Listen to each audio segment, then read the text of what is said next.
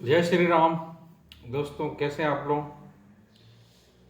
एक बहुत लंबे समय बाद आपसे मुलाकात हो रही है। इस बीच अयोध्या में श्री राम लला की मूर्ति का भी शिलान्यास, प्राण प्रतिष्ठा हो गई। उसके बाद ये मेरी पहली वीडियो है। तो सबसे पहले हम बात कर लेते हैं जो दो टेस्ट मैच हुए। हमारा जो सीरीज चल रही है इंग्लैंड से, तो पहला टेस्ट मैच हम लोग 28 रन से हारे थे और दूसरे टेस्ट मैच में यशस्वी जायसवाल की दोहरे शतक की बदौलत हम टेस्ट मैच जीते, अन्यथा वो भी हार गए होते। इसका मतलब ये हुआ कि हमें जो है हमारी बैटिंग लाइन सपोर्ट नहीं कर रही, वो भी जब जब हमारे यहाँ से राहुल द्रविड़ कुछ ऐसे खिलाड़ियों को टीम में शामिल नहीं कर रहे हैं जो डिजर्व करते हैं। आप जितेश शर्मा को लेके आ रहे हैं, श्रेयस अय्यर को आप खिला रहे हैं टेस्ट मैच में, मुकेश कुमार को आप खिला रहे हैं, लेकिन आपके साथ में ईशान किशन के जाने कौन सी किस जन्म की दुश्मनी है कि आप उनको टीम में नहीं ले रहे। जबकि उस बंदे ने जो वर्ल्ड कप के बाद में ऑस्ट्रेलिया से हमारे 2020 की सीरीज हुई थी उसमें जो काफ़ी बेहतरीन प्रदर्शन किया, और ईशान किशन को जब भी मौका मिलता है वो काफ़ी बेहतरीन प्रदर्शन करते हैं, इसमें कोई दो राय नहीं। वो एक बहुत अच्छे खिलाड़ी हैं और विकेट कीपर भी हैं। तो मैं समझता हूँ कि राहुल द्रविड़ को थोड़ा सा अपना ईगो को साइड में रख कर उनको टीम में देने चाहिए। वो भी खिलाड़ी है और उसकी भी कुछ इच्छाएं हैं और वो डिज़र्व करता है उसको। तो मैं राहुल द्रविड़ जी से स्पेशल अनुरोध करूंगा, हालांकि मैं कोई प्राइम मिनिस्टर नहीं हूँ, लेकिन फिर भी मैं एक लोगों की तरफ से राहुल द्रविड़ जी से एक कहना चाहता हूँ कि आप जो है अपने जो भी बातें हैं उसको साइड में रखकर बंदे का परफॉर्मेंस के आधार पर आप टीम में जगह दीजिए उसको, ना कि दूसरी बातों के आधार पर। हाँ, ये तो सत्य है कि कोई भी टीम होती है उसमें खेमे बटे होते हैं, एक ये ग्रुप ये ग्रुप। जैसे अभी हमारे यहाँ रोहित शर्मा और पांड्या के बीच में काफ़ी खींचातानी चल रही है। मुंबई इंडियंस में जैसा आपने देखा होगा आईपीएल में, मुंबई इंडियंस के जो है हार्दिक पांड्या जो है गुजरात से जो है आ गए और रोहित को कप्तानी से हटा दिया गया। तो इसी तरह से जो है आगामी जो है 2020 का जो विश्व कप है उसमें भी जो है अब बड़ी बहुत सारी बातें हो रही हैं कि कौन कप्तान होगा, रोहित होंगे कि हार्दिक पांड्या होंगे। बीसीसीआई ने तो दोनों को तैयार रहने के लिए कह दिया है, ऐसी सूचना अभी तक मिली है। तो अब आते हैं तीसरे टेस्ट मैच में। अभी दोनों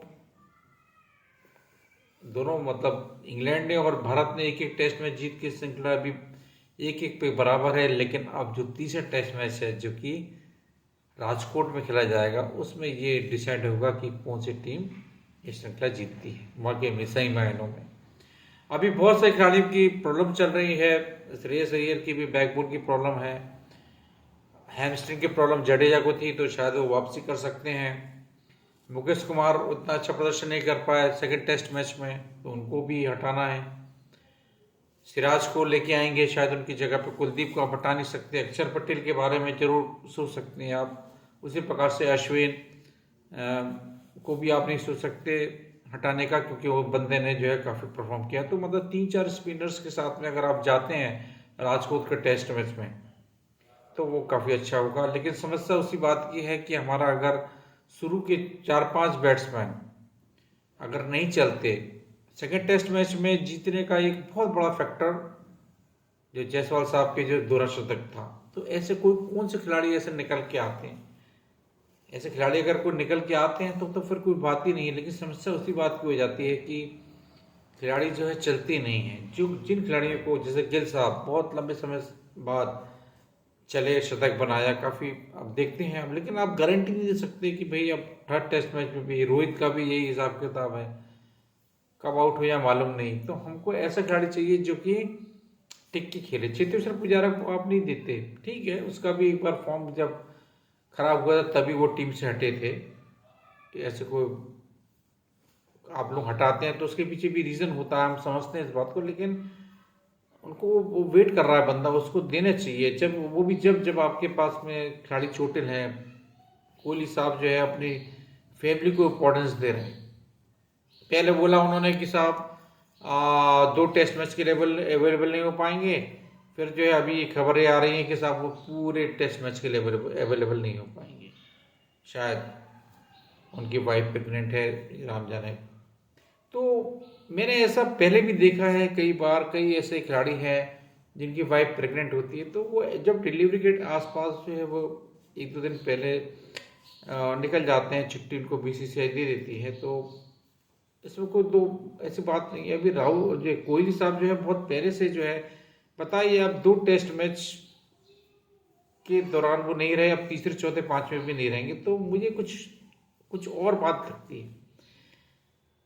विराट कोहली जो है किसके बहकावे में आके जो है, मेरे ख्याल से ठीक है, फैमिली इंपॉर्टेंट होती है। फैमिली, हम फैमिली तभी हम हैं, इसमें कोई दो राय नहीं कि फैमिली जो है, जो आपकी प्रोफेशनल वर्ल्ड है उससे ज़्यादा जो है इम्पोर्टेंट आपकी फैमिली होती है, इसमें कोई दो राय नहीं।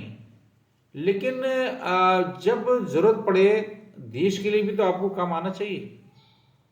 और अभी ऐसी कोई अर्जेंसी वाली बात भी नहीं है। आप तो भगवान की कृपा से ऐसे कोई बात नहीं है, नौकर चाकर करोड़ों अरबों की संपत्ति आपके पास में है, तो ऐसा तो नहीं है कि आप जाएंगे तो कोई विशेष काम करेंगे। हाँ ठीक है, एक मनोबल या एक इमोशनल अटैचमेंट चीज़ होती है, हम इसको समझते हैं, लेकिन समय से बहुत पहले आप जाके बैठ गए हैं बिना कोई पर्पस से, बस जो है वेट एंड वॉच। या फिर आप ये कहना चाहते हैं कि आपकी एब्सेंस में टीम इंडिया क्या परफॉर्म करती है ये देखना चाहते हैं। या फिर कहीं ना कहीं आपको ये भी लग रहा होगा कि मैं जब टीम में होता हूं तो मैं ही टीम की नैया निकालता हूं, तो क्या मैंने ये जिम्मेदारी खुद ले रखी है, क्या और खिलाड़ियों का योगदान नहीं होता? अगर आप ये सोच रहे हैं तो ये अच्छी सोच है, और खिलाड़ियों को भी चाहिए, क्योंकि कोई भी खिलाड़ी है, चाहे कोई भी XYZ, सबको परफॉर्म करना पड़ता है, सबको परफॉर्म करता है तभी टीम जीतती है। जायसवाल की मदद से हमारा स्कोर इतना हुआ और हम जो है लीड ले पाए और फिर प्रेशर बना पाए। तो जो जरूर, और फिर दूसरी बात, ये जरूरी भी नहीं है कि अगर विराट कोहली टीम में आते हैं तो वो हर मैच में जो है 100 बनाएंगे या 200 बनाएंगे, या फिर हाँ, लेकिन एक जब वो टीम में होते हैं तो जो प्रतिद्वंदी टीम होती है उनके ऊपर भी एक साइकोलॉजिकल प्रेशर होता है, तो वो भी इंपॉर्टेंट होता है। भले ही आप 30-40 रन स्कोर करें या 20 रन स्कोर करें, तो वो जो साइकोलॉजिकली जो है टीम के ऊपर प्रेशर पड़ता है, उससे भी जो है काफ़ी चीज़ें होती हैं।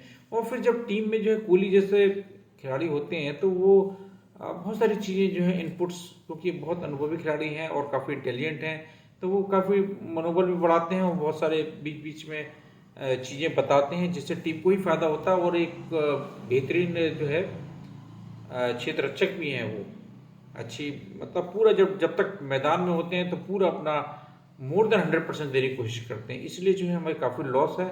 लेकिन कोहली साहब, मैं समझता हूँ कि अगर कोई ऐसी बात थी तो आप उस टाइम पे अगर जाना चाहते तब आपको BCCI कभी मना नहीं करती, लेकिन ये बिना कारण के, ठीक है 2 टेस्ट मैच में आप नहीं रहे, लेकिन मैं समझता हूँ ये तीसरा तो बहुत इंपॉर्टेंट था, इसमें तो आपको अपनी सेवाएं देनी चाहिए थी, और अभी देश के लिए तो आपको आगे आना चाहिए। ये सोच थोड़ा सा मेरे को आपकी ठीक नहीं लगी, आप दोबारा विचार करिए। और यही मुझे कहना है, और लास्ट में 2-3 बातें और कह के अपनी वाणी को विराम देता हूँ।